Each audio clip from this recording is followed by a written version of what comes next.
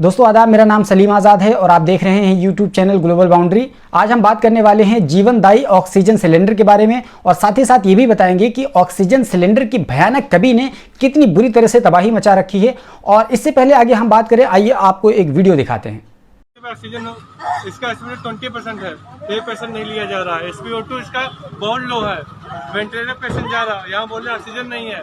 फिर क्यों यहाँ के कमांड से क्यों यहाँ पे करते हैं? मत भेजे ना, क्या जान दे दे, फुल ऑक्सीजन की काली चल रही है पूरी।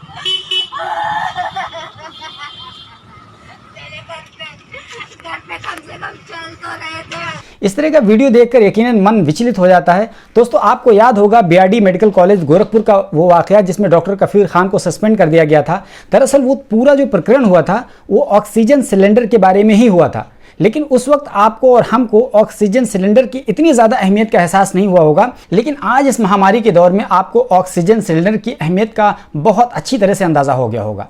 पिछले कुछ दिनों से कोरोना महामारी ने ऐसा विकराल रूप ले रखा है कि इसकी वजह से ऑक्सीजन सिलेंडर की बेहद कमी हो गई है और ऑक्सीजन सिलेंडर की कमी की वजह से लोगों की बेवक्त मौत हो रही है। और आपको पता होना चाहिए कि देश की राजधानी दिल्ली समेत देश के अन्य शहरों में बुरी तरीके से ऑक्सीजन सिलेंडर की कमी है और इसकी वजह से लोगों की बेवक्त जाने जा रही हैं। अब ऐसे में सवाल यह है कि क्या देश में लिक्विड ऑक्सीजन की कमी है? तो इसका जवाब है नहीं और बिल्कुल नहीं, क्योंकि union health secretary Rajesh Bhushan का सीधा सीधा यह कहना है कि रोजाना 7500 मैट्रिक टन का उत्पाद होता है और उनमें से 6600 के करीब मेडिकल को दे दिया जाता है। अब अगला सवाल यह है कि अगर इतनी पर्याप्त मात्रा में ऑक्सीजन भेजा जा रहा है तो फिर इतनी कमी क्यों हो रही है, ये हालात क्यों देखने को मिल रहे हैं? तो इसका जवाब यह है कि ट्रांसपोर्टेशन में होने वाली दिक्कत की वजह से ऑक्सीजन की सप्लाई नहीं हो पा रही है। उसको आइए कुछ इस तरीके से समझते हैं। जब ऑक्सीजन का उत्पाद कर लिया जाता है तो उसे विशालकाय टैंकरों में स्टोर किया जाता है। उसके बाद रिफिल स्टेशनों तक भेजने के लिए ट्रकों का इस्तेमाल किया जाता है। ये ट्रक कुछ खास तरीके के होते हैं, इनको क्रायोजेनिक ट्रक कहा जाता है, यानी कि इनके अंदर का जो तापमान होता है वो बहुत कम होता है। एक रिपोर्ट के मुताबिक देश भर में क्रायोजेनिक ट्रकों की संख्या लगभग 1500 के करीब है और इस महामारी को देखते हुए इसकी संख्या काफी कम है। इसकी कमी का अंदाजा आप इस बात से लगा सकते हैं कि अभी जब 22 अप्रैल को टाटा ग्रुप ने 24 क्रायोजेनिक ट्रकों को इंपोर्ट करने की बात कही थी तो प्रधानमंत्री नरेंद्र मोदी ने उनको बधाई दी थी इस बात के लिए। अब आपको समझ में आ गया होगा कि पर्याप्त मात्रा में देश में ऑक्सीजन होने के बावजूद भी लोगों को ऑक्सीजन क्यों नहीं मिल पा रहा है।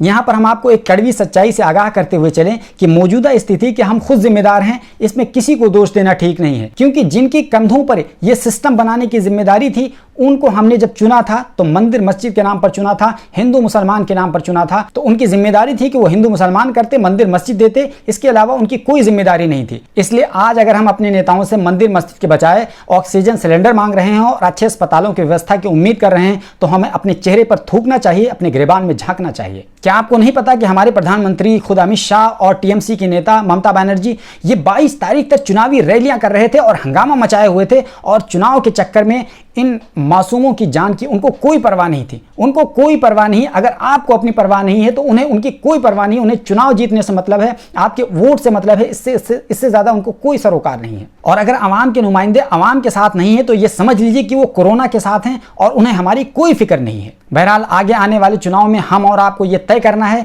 कि हमें ये व्यवस्था चाहिए या मंदिर मस्जिद चाहिए। अगला सवाल यह है कि जब यूपी में लिक्विड ऑक्सीजन का प्लांट लगा है तो फिर यूपी विशेषकर राजधानी लखनऊ में इतनी दिक्कत का सामना क्यों करना पड़ रहा है? तो इसका जवाब है कि यूपी प्रशासन की घोर नाकामी, घोर लापरवाही और इस वक्त पोल खुल गई है यूपी सरकार की। क्या ये जो प्लांट लगाए गए थे सिर्फ खड़े होकर के फोटो खिंचाने के लिए लगाए गए थे? आपको याद होगा कि महाराष्ट्र के नासिक में डॉक्टर जाकिर हुसैन हॉस्पिटल में 22 मरीजों की सिर्फ इसलिए मौत हो गई थी कि वहां आधे घंटे तक ऑक्सीजन सिलेंडर बाधित हो गया था, क्योंकि वहां लीकेज हो रही थी। एक तरफ ऑक्सीजन को संभाला नहीं जा रहा है, दूसरी तरफ ऑक्सीजन की इतनी बुरी तरह से शॉर्टेज है कि लोगों की बेवक्त मौत हो रही है। ये सिर्फ यूपी का हाल नहीं है, पूरे देश का कुछ इसी तरह का हाल है। दिल्ली का हाल कुछ कम भयावह नहीं है। मैं इसी हॉस्पिटल में देख रहा हूँ कि प्रोसीजर्स के चक्कर में बहुत उलझ रहे हैं।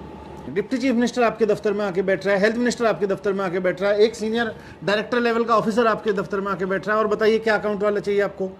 प्रॉब्लम यह है कि आप ही डिसीजन लेने को तैयार नहीं हो। आज तक न्यूज चैनल के सौजन्य से हम इंडिया टुडे की पत्रकार तनुश्री पांडे की एक छोटी सी क्लिप दिखाना चाहेंगे, जिसमें से आप देख सकते हैं कि किस तरीके से हरियाणा गवर्नमेंट और दिल्ली गवर्नमेंट दोनों बच्चों की तरह से लड़ाई कर रही हैं ऑक्सीजन के मामले में।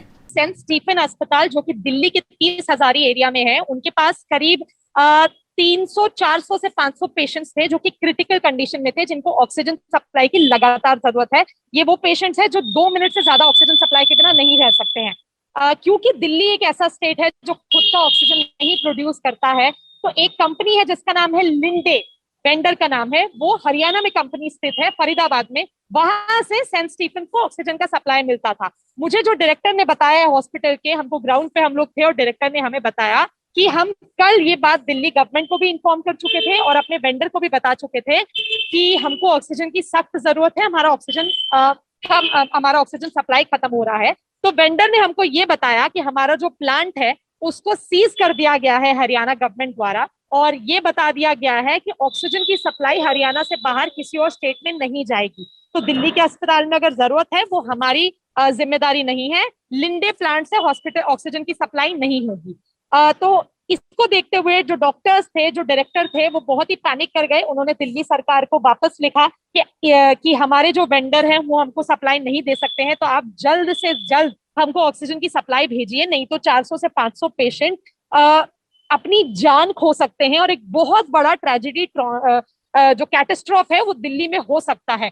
तो दिल्ली गवर्नमेंट की बहुत प्रेशर के बाद मीडिया ने बहुत इस बात को उठाया और उसके बाद मैं आपको बता दूं सिद्धांत, 1 घंटा बचा था जब ऑक्सीजन सप्लाई खत्म होने वाला था। उसी 1 घंटे के दौरान में जो लिंडे कंपनी है उन्होंने दिल्ली सरकार के बहुत प्रेशर के बाद कहीं ना कहीं जो उनके ऑक्सीजन सप्लाई था हॉस्पिटल का वो रिप्लेनिश करवाने के लिए अपने लोग भेजे, और अब हम आपको बता सकते हैं कि स्थिति अंडर कंट्रोल है, सेंट स्टीफन को ऑक्सीजन सप्लाई मिल चुकी है। मेरे देश के लोगों, कोरोना ने हमको 1 साल की मोहलत दी, लेकिन उसके बावजूद भी हम अपना इंफ्रास्ट्रक्चर डेवलप नहीं कर पाए। हमने बनाया तो किस चीज़ का प्लान बनाया? पार्लियामेंट बनाने का प्लान बनाया, जो कि बहुत ज़रूरी था बीजेपी के हिसाब से। हो सकता है बीजेपी का जो तौर तरीका है राजनीति करने का, उसके लिए पार्लियामेंट ही ज़रूरी था, लेकिन क्या आपके लिए भी पार्लियामेंट ज़रूरी था? मैं आम देशवासियों से पूछना चाहता हूं, क्या आपके लिए भी पार्लियामेंट ज़रूरी था? आपके लिए इंफ्रास्ट्रक्चर ज़रूरी नहीं थे? मैं आपको बताऊं, हमने कल लखनऊ में एक डॉक्टर को फ़ोन किया और हमें किसी व्यक्ति के लिए खुद ऑक्सीजन सिलेंडर की ज़रूरत थी। जब हमने डॉक्टर से बात की तो डॉक्टर ने कहा कि हमें इस मामले में माफ़ कर दीजिए। आप सोचिए कि वो व्यक्ति आप हो सकते हैं, आपके माता पिता हो सकते हैं, आपके भाई बहन हो सकते हैं, रिश्तेदार हो सकते हैं, दोस्त हो सकते हैं, और अगर कोई डॉक्टर ये कह दे कि ऑक्सीजन सिलेंडर नहीं है तो फिर आपका क्या बनेगा? बहरहाल सच्चाई ये है कि कोरोना ने इन दिनों देश में तबाही मचा रखी है। लोग मर रहे हैं और नेताओं को अपने चुनाव जीतने की पड़ी हुई है। उन्हें हमारे और आपकी जान से कोई सरोकार नहीं है। वैसे गलती हमारी भी है, जब वोट मंदिर मस्जिद हिंदू मुसलमान के नाम पर देते हैं तो हम अस्पतालों की उम्मीद क्यों करते हैं? इन दिनों सोशल मीडिया ऑक्सीजन से संबंधित वीडियो और तस्वीरों से पटा पड़ा है। बेशुमार मोबाइल नंबर दिए गए हैं जिनके ऊपर या नीचे जरूरतमंदों को मदद दिए जाने की बात लिखी गई है, लेकिन अधिकतर उनमें से काम नहीं कर रहे हैं। अब ऐसे में सबसे बड़ा सवाल यह है कि क्या ये सब आम लोगों की जिम्मेदारी है? सरकारों की कोई जिम्मेदारी नहीं है? सरकारें किस लिए चुनी जाती हैं? सरकारें सेवा प्रदान करने के लिए चुनी जाती हैं, और अगर सरकारें सेवा ही न दे सकें तो फिर सरकारें किस काम की? ऐसे में तो सरकारों को डिसॉल्व कर देना चाहिए, और जिस तरीके से अनार्की और जंगल राज का माहौल सड़कों पर नजर आ रहा है वैसे नजर आने देना चाहिए। तो फिर 21वीं सदी में डिजिटल युग में सरकारें दावा क्यों करती है डिजिटलाइजेशन का? और इस सरकार ने सबसे ज्यादा डिजिटलाइजेशन का ढंढोरा पीटा है और सबसे ज्यादा नाकामी हुई है इस सरकार में। क्या जरूरत है टेलीकॉम मिनिस्ट्री की? क्या जरूरत है आईटी मिनिस्ट्री की? अगर हमारी सरकारें ढंग से एक डाटा नहीं रख सकती है और लोगों को सिस्टमेटिक तरीके से सेवा नहीं मुहैया करा सकती हैं, तो फिर भंग कर दीजिए आईटी मिनिस्ट्री को और भंग कर दीजिए टेलीकॉम मिनिस्ट्री को। क्या आपको नहीं पता है कि यूरोपियन कंट्रीज और वेस्टर्न कंट्रीज में डिजिटल सिस्टम कितना मजबूत है?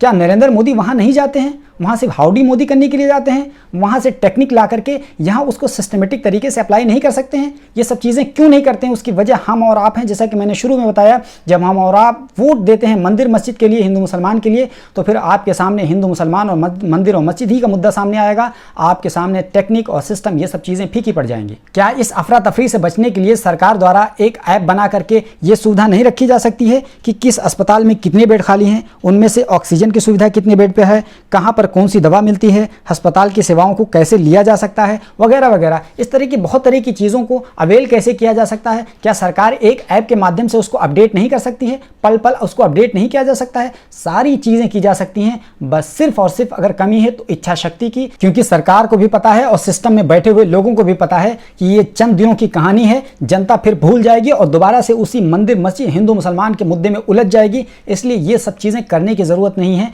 नेता बहुत अच्छी तरह से समझते हैं और उनको पता है कि ये टेम्परेरी चीज़ें करने से कोई हासिल नहीं है। और आखिर में आपसे अपील है कि बिला ज़रूरत घर से बाहर ना निकलें, मास्क का इस्तेमाल करें, और जिन लोगों को मास्क लगाने की दिक्कत होती है उनके लिए मैं एक छोटी सी कहानी बताता हूँ।